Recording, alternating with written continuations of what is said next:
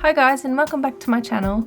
I just wanted to say welcome to all the new subscribers. I hope you like my channel and feel free to have a look through all my old videos. I do lots of digital artwork for t-shirts and I use references from pop culture, fantasy, sci-fi, comic books, TV, movies, yeah, all sorts of geeky stuff. So feel free to have a look at any of my past videos and drop me a comment or two and a like and subscribe if you haven't already. So I do usually do digital artwork, but for this piece I thought I would do a pencil drawing.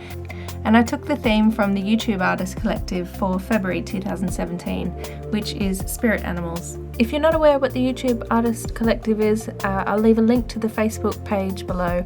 I'm not actually a part of the group, but anyone can take part in drawing something, and I really liked the idea of this theme, so I thought I would give it a go.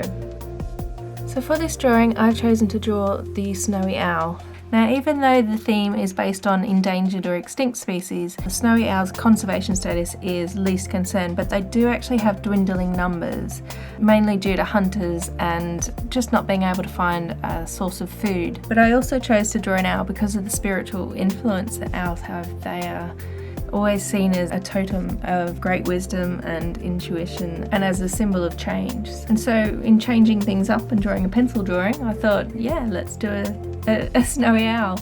I also wanted to do one in white because I was actually using tan paper. So artistically that was the reason I chose that particular animal.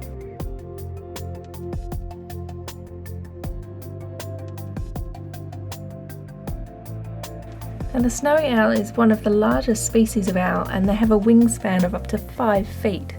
The males are predominantly white, but it's the females that have some black speckles, and the young also have a lot of black speckles on their feathers, but they do get whiter as they age. They have the smooth round head and they don't have ear tufts like other owls. Now they do have yellow eyes, but for this piece I took a little bit of creative freedom and gave this owl green eyes so that she would match with the elf girl. So snowy owls in the wild have a lifespan of around 10 years, and they're native to the Arctic regions in the northernmost stretches of Alaska, Canada and Eurasia. But they have been seen as far south as the lower US states, and there's even been sightings in Florida. So they're very nomadic in the way they move around, and they tend to move depending on where their primary prey species are. Like they mainly eat lemmings, but they do also hunt rodents, small mammals, fish and some birds. So they are a carnivorous bird and they will follow the food wherever it is. Unlike other owls, they are actually diurnal, so they hunt during the day and the night. They nest on the ground in a slightly elevated position with really good visibility, and they prefer to live in open areas like coastal dunes and fields, similar to the tundra in the northernmost reaches of North America and Canada. And they will aggressively defend their nests, and they will attack anyone who disturbs them. The males and females both work together to distract the predators using distraction displays. The female will incubate between 3 and 11 eggs, which hatch after 5 weeks, and while they're very protective of their nests, they actually have very few predators, but they're mainly Arctic foxes, dogs and wolves, although when they do migrate south in search of food, they can be hunted on by people. I used my Prismacolor pencils for most of the drawing, but it is a little bit of mixed media because I used my glitter pens for the outline. I did end up using white gouache to bring out the white colour a lot more because I couldn't quite get the white of the pencil to pop out of the paper as much as I really wanted it to.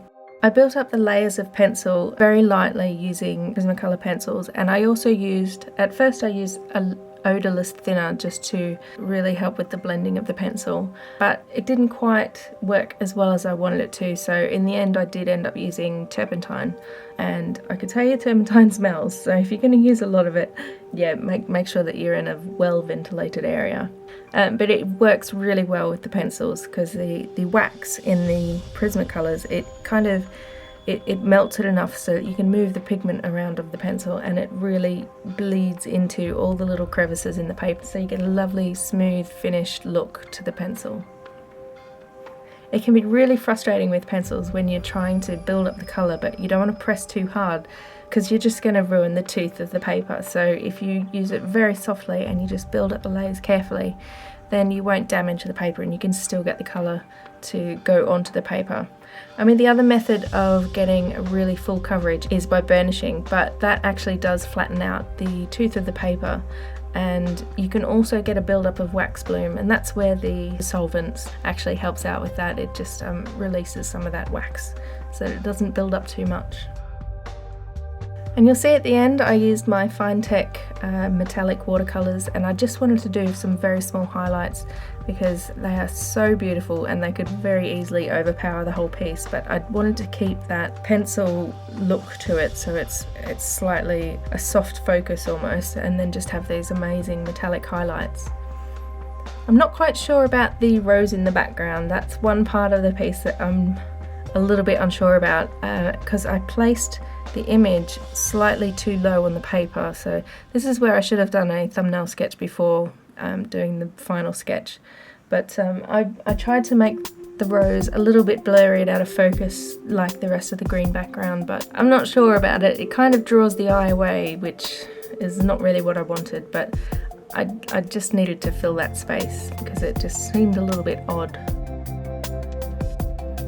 For the skin tone, I'm not entirely happy with how that turned out, but it's just something that I'm just going to have to practice because I didn't get the right combination of colours, and then I pressed too hard with the pencil and it was really difficult to get more of the colour to stay onto the paper for the skin. So in the end I left it much lighter than I would have preferred. I was going to do a lot more shading, but I figured I should leave it alone before I ruin it, so that's how the skin turned out as it did.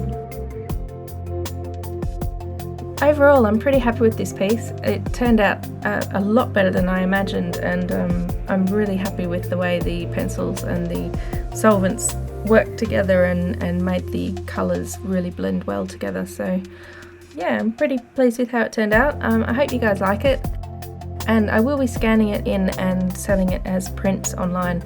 I don't actually have a scanner, so I'm going to have to take it somewhere, so that won't be live at the time this video goes live, but do check the links below and I will leave any links to where you can buy it online.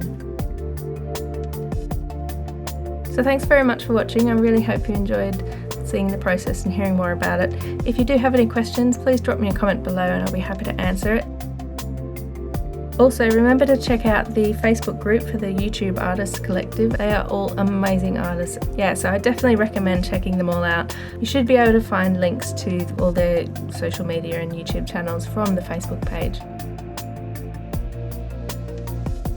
So once again, thanks for watching. Give me a thumbs up and subscribe if you're not already, and I will see you in my next video.